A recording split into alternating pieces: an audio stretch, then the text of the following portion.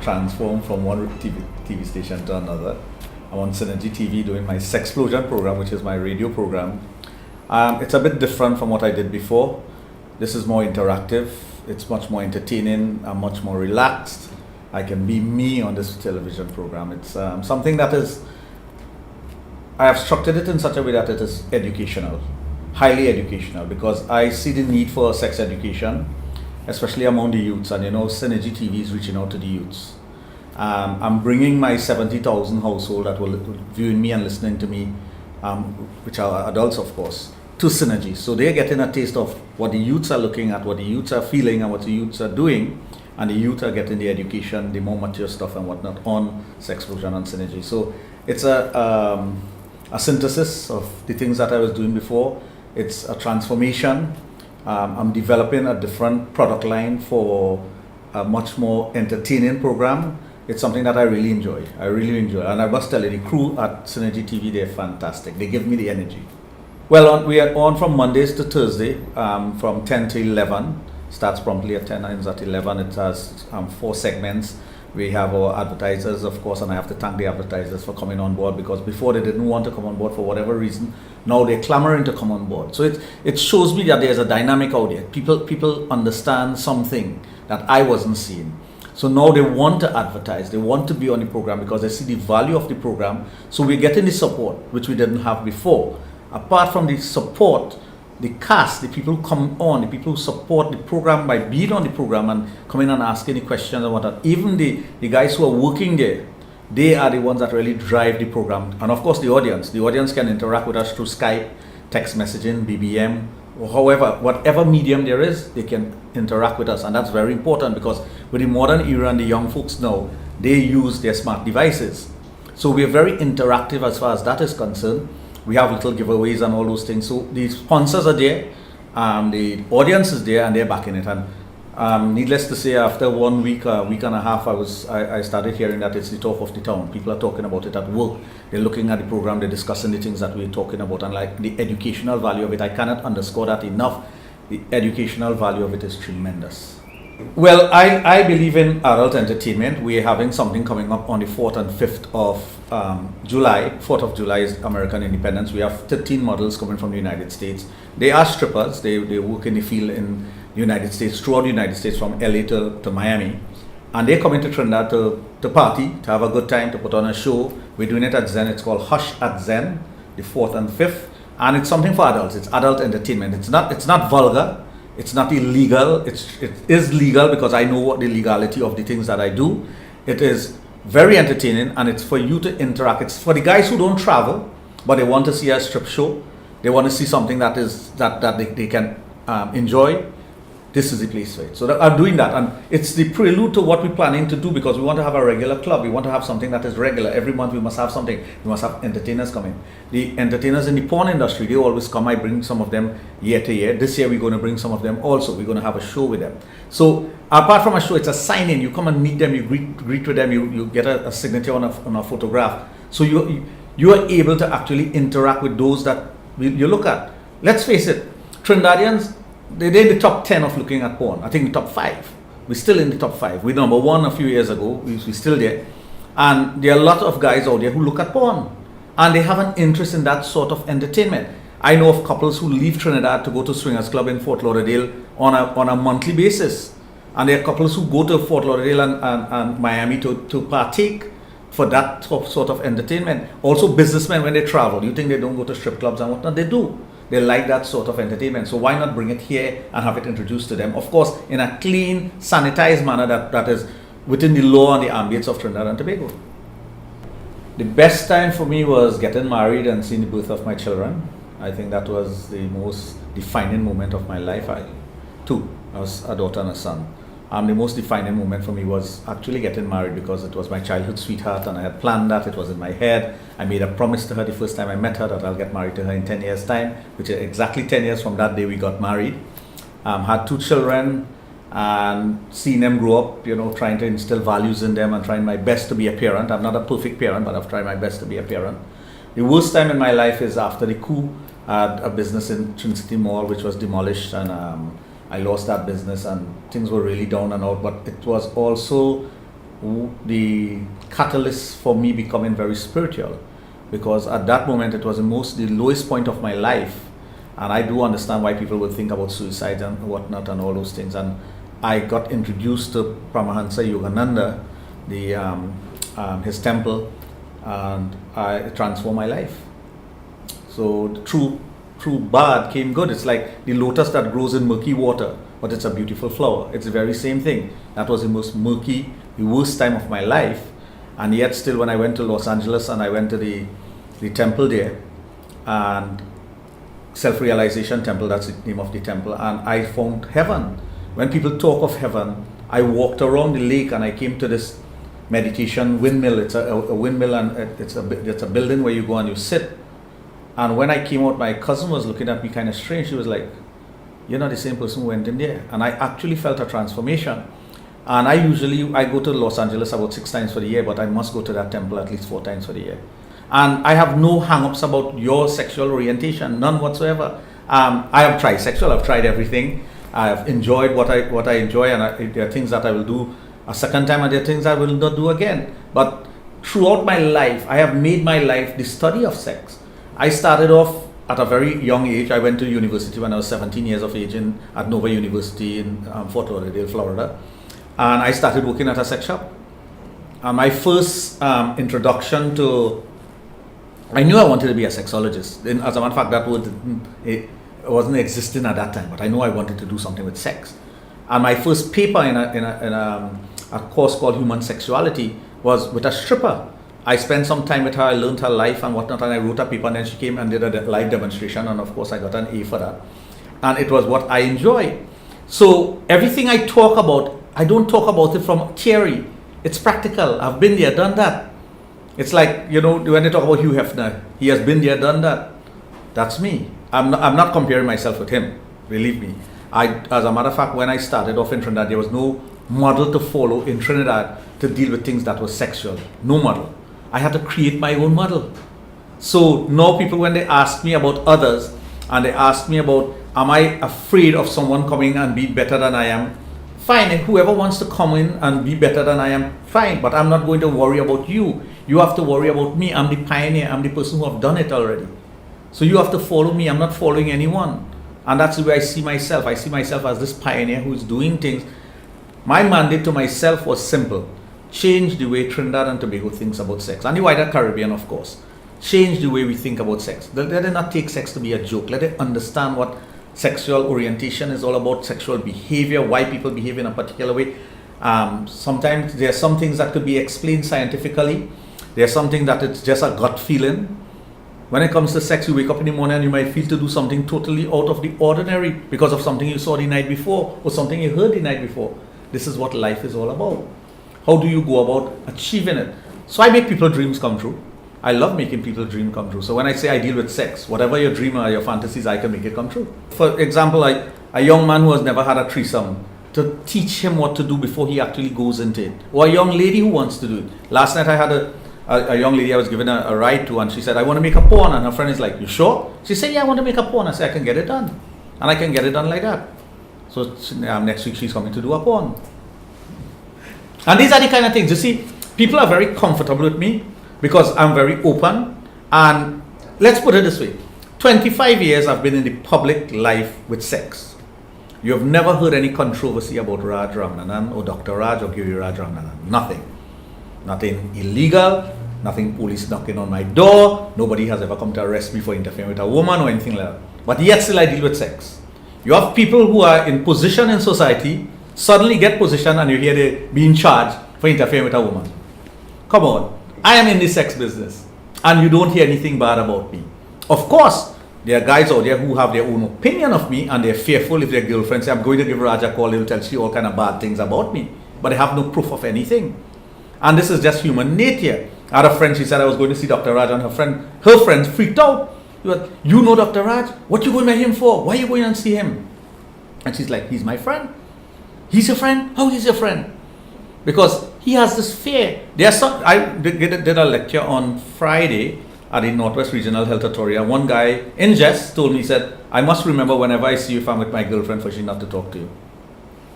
But I have a friend who we're very close. We used to hang out, we used to live in the same apartment, eat on the same plate. I mean, we were really, really close. And he can't hang out with me. His wife wouldn't allow him. So you could imagine the things that I go through. But I am me, and I'm not going to change that for anyone. You have to accept me for who I am. My wife has accepted me, my children has accepted me, my parents has accepted me. The most important thing to me was my godfather. He accepted me. As a matter of fact, he was the one who used to coach me at times, because he would listen to me at night and then give me certain pointers. And I'm talking about he was almost the spiritual head of the Hindu organization in Trinidad. So, I mean, he was a highly respected person. I say was because he died last year, January. And part of what I do, my sewa, part of my spirituality was every Navratam, there's 2 Navratams in the year, I will go and pick him up and we'll go and do puja all over Trinidad and Tobago. And people will be shocked.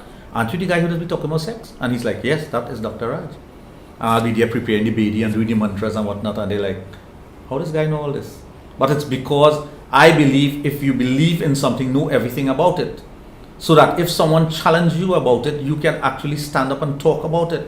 And you don't have to talk about it in an aggressive manner, but you must be assertive. They must understand where you're coming from, and they must understand that you know. So don't try to fool you. It's the same thing being patriotic. If I go somewhere, I could talk about Trinidad, I could do a whole discourse on Trinidad and Tobago. Why? Because I love my country and I've learned everything that I could learn about my country, and I'm still learning. I remember 2 things in my life. I wanted to have the best gym in Trinidad and Tobago, because I used to see these guys lifting weights and doing bodybuilding and whatnot, and I had a love for it and I wanted to get into it. And I came across a book called The Happy Hooker, written by Xavier Hollander. And I wanted to do something with sex, and I wanted to educate myself, and I wanted to educate others, because I found out that when I went to my friends who were much older than I was, and I asked them questions about things that are sexual, I would get a lot of BS answers. And having an analytical and logical mind, I would think that, okay, if they're telling me this, but it doesn't add up, I don't ever see them with a girl. They're telling me they're having sex every day, and it has to be lies. And I realized a lot of guys were talking to me through their ego as opposed to just having a conversation with you. So I started to study at around 11, 12. I started to read the Kama Sutra, I read the Happy Hooker, and I went on from there to do research with other books. I got a lot of books. In those days in the library, had a lot of books. I don't know for the library now, Sangre Grande Public Library and the library at Northeastern College. And I did a lot of research. And it was my personal passion to do something about it. So when I went to university, of course I went to do a degree in accounting, because you couldn't tell your parents you're going to study sex. But my ulterior motive was to study sex. And that's when I got into the study of sex, and I said, if I want to learn about sex, the best place to learn about sex is working at a sex shop. So I went and started working at a sex shop. I started to get involved in a lot of things that were sexual. It was just out of the 60s and the early 70s, when you're talking about the late 70s in the United States, the sexual freedom was still there, and there was so much more to do. There was no fear of STDs and whatnot at that time. So it helped me to develop. It gave me a background in things that were sexual in a very strong manner, and I loved what I was doing. So when I came back to Trinidad, I decided the first thing, I belonged to a gym in the United States called Apollo Gym. I bought out the gym and brought it back to Trinidad, opened it at Trinidad City Mall. We were very successful for 10 years. We won every competition in the world. I trained Darren Charles from nothing into the super bodybuilder that he is today. All the top 10 bodybuilders, male and female, I trained them also. We entered competition. The only time Trinidad and Tobago had won the Caribbean, the CSC Championship, was under my stewardship. I was the manager of the Trinidad and Tobago team. We won by half a point in the Bahamas, but we won over Barbados. We have never beaten Barbados before. So I was very proud of those achievements. But underlying to that, I always had my love for swingers, for being a swinger. And I had a in the closet kind of swingers club. We went public in 1992, and suffice to say we had over 1,000 people applying for membership. Of course, it boiled down to less than 100, because a lot of them were single males, and you can't be a single male and join a swingers club. But to just give you an idea, in 1992, people were interested in that. I opened the first sex shop on Arapita Avenue in the mid-90s, corner Lewis and Arapita Avenue. I decided to do it. I just wanted to do it because I used to sell sex toys and those things out of the trunk of my car. People in Westmoreland and Long Circle and thing will tell you they know me doing that. I used to go to homes and we'll have what they call Tupperware party. We'll have sex toys party, where all these ladies will come and they will buy toys and take it back home. And I did that for years. And eventually I decided, hey, I'm going to make this into a business. So I went to my wife and I said, I would like to open a sex shop and do some things with sex. He said, it's what you do best. Go ahead. You have my blessing. Of course, my friends, the 2 friends you met today, they backed me 100%. We grew up together. They know me. They know my personality. They will tell you, guys who went to school with me in high school will tell you the first sex book they ever saw was from me. I used to buy sex books in Port of Spain, go back to travel back to Sangrani and sell them by pages and pieces to make money. But it was a lucrative business. And that's how I saw it. It was a business that I could have developed. The business was very lucrative, so I decided to actually open a physical shop, a physical sex store. That's when I asked my wife permission, and she said, yes, it's what you do best. I got the backings of my friends, and I opened up a store. I must say, the guys who were the first customers of that business are still my friends and customers. They still support whatever I do. So I must be very thankful to them. I cannot be successful without others. The success that I have today and enjoy today, it's for the backing of many others, and they know themselves. I don't have to call names because it's too much to call, but they know themselves. And from there, we had a restaurant in Port of Spain in St. James called Whispers. Then we moved the sex shop to Tragreat Road, and then I moved everything to St. Augustine, where I was living at the time, and I decided to put my base there. I moved out from living there, and I moved the business there. So I developed the business into a massage parlor, a sex shop selling all kinds of sex toys, DVD, videos, you name it. We had video rooms where you could come and watch a video. You could go in with a hostess and watch a video also. Then I opened the clinic. I was still treating people on the side because from bodybuilding, you deal with a lot with supplementation and health. I transfer that into the sexual health part of it, and I continue my education. I started UE in 85 to do my master's in accounting and realized it wasn't for me. I gave up after a year. I just said, this is not for me. I don't want to be an accountant. Sex is what I'm going to do. And when I decided that I wanted to further my studies in sex and sex education, I did an MBE first, and then I did a MSc, and then I did my PhD in applied health study. But between that time, I got a call from a young lady called Melissa Sohan to advertise on a sex program on Power 102. And I told her, I said, if I'm advertising on a sex program, who is hosting the program? And she was like, why do you want to know that? I said, because people take sex and make a joke out of it. And I think sex is very serious, and not serious to the point of being like this, totally, but serious with, you have to take the information and give the right information. Too much false information is given. And I was invited to a meeting.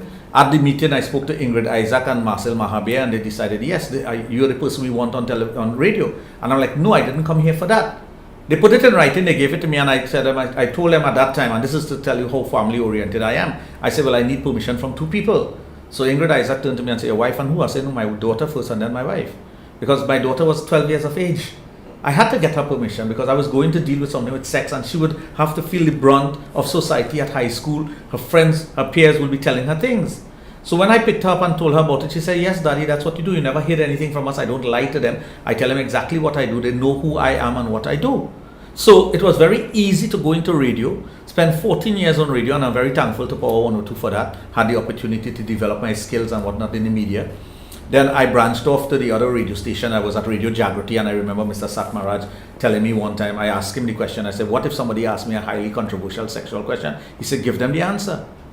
I say, don't we have restrictions? He said, you give them the answers. I know you can handle the stories. And I thought that was very big of him to do that, and he understood who I was.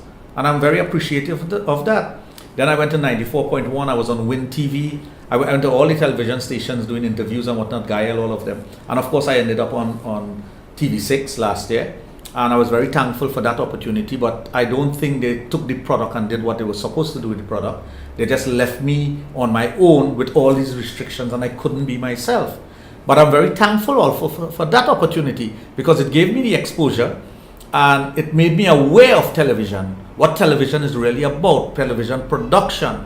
So I was producing my own programs there, and I could easily produce my programs now. Of course, I need an assistant or 2 because of the amount of work, the volume of work you have to do. But it is very rewarding. So I enjoy what I do now. So it's a full circle. Everything in life is a circle. I come back to being an educator. I come back to running my clinic, seeing people from all over the world, dealing with individuals in Trinidad and Tobago, male and female couples, and helping them with their sexual problems, helping them to overcome some of their obstacles in life. There's one lady who couldn't have sex with her husband after 6 years of marriage. As a matter of fact, he left her, and she came for her vagina to be open. And we do those things. I'm a sex therapist also. And she had a phobia about having intercourse. There's another couple I recall just recently, I think they were married for about 6 months and they can't consummate the marriage. So I have to actually teach them what to do or tell them how to go about doing it. So you could imagine those are the challenges that I face. Now some people may think that he's making those things up. It's not. It's what I face on a day-to-day basis. I see 2 women making love at least 3 times a week. Because sometimes you have to guide them and tell them exactly what to do and how to go about doing it and whatnot. And I have the information inside of me. I can assess a person very well. I know if a person belongs to a swinger club or not. Sometimes a couple comes to the clinic and they want to join the swingers club. And after having a chat with them, I will tell them this is not for you. It is going to ruin your marriage. As a matter of fact, anything that is sexually entertaining should enhance your marriage, not ruin it. So when a couple decide that they're going to a strip show, they're going to join a swingers club or going to do something like that, it must be something that strengthens your marriage and not destroys your marriage. Remember, your partner will have sexual preferences that you don't know about or even fantasies. If you have such an open relationship with your partner that you can discuss those things and work on your fantasy, which may even be taboo, it might be an interracial fantasy, it may be incestual, it could be anything, and you can work on it by verbalizing it and enjoying the fruits of it, why not? It is what strengthens relationship. I always mention, and this is a fact that everyone should know, sex is not the most important thing in a relationship, but it's the cement that binds the relationship together. It's important in that aspect. Without sex, you're going to have problems in your relationship. The biggest lesson I've learned is to be open-minded and accepting. Fantastic. I've lived 3 lifetimes in one. Fantastic. If I come back in another life, I want to be me, no one else. I'll never want to be someone else. I can't say I have any regrets. I could say that I would have done certain things differently. Maybe develop things in a different way for it to be more successful. Not as far as money is concerned. It is not about money. It's about what I do and getting the message across and whatnot. Of course, there are financial rewards. And I do enjoy a successful life.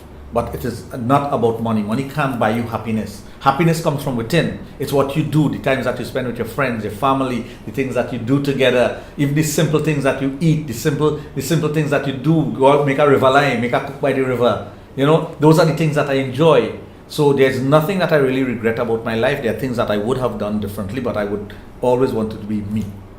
I have childhood friends from the age of, since I know myself, even before I know my physical self, and he is still my friend. Boy, he's the one who taught me a lot of things, and Kishore and Dar and Vashish and all these people. I have new friends who have come into my life over the last 10 years, but they have made friends with the friends that I've had since I was 3 and 4 years of age. So it's one big circle, and we get together maybe once a month, we do something, we go fishing, we go up to camp, we do different things. So the wives go also. The children go, they used to go, the children don't go anymore because, you know, they have their different lives now, they're all in their 20s and whatnot. But they used to go with us and they enjoy these things. My cousin Dar, he has a camp that he does every Easter, and hundreds of people pass through that camp. But we go there and we spend 4 and 5 days. It's enjoyable, it's a thing that we like doing, it's outdoor living. So you maintain that relationship, we travel together, we do things together, we do things as a family. It's an extension of who we are. So it's not just you being an individual, but you get the strength from those around you. Of course, they criticize you. Of course, if you do stupidness, they'll tell you do stupidness. If they have to argue with you, they'll argue, but we don't ever get in any fight. We have that relationship where we can tell each other anything and get away with it. But it's said with love. And once you can understand that somebody could tell you something negative, but it's said with love because they want to make sure that you are grounded and rooted, that's important. Because when I was going away to study, my friend Kishore, he told me, he said, if you come back here with an accent, I'm beating you with a 2x4, you know. And he used to write a letter to me every month in Trinidad dialect. Trinidad dialect, not English, not standard English. And I had to respond to him in that. So when I came back, my accent, I would have that in the United States if I'm doing lecture and whatnot. But the minute I step on a plane and step off the plane in Trinidad, I'm a Trinidadian. Seeing the birth of my daughter. That was my OMG moment. When I was there to witness it. My wife was in labor for 13 and a half hours. And I pulled the doctor aside and I told him, I said, please cut. And he took me downstairs, he made a cup of tea for me. His name is Hemant Kumar.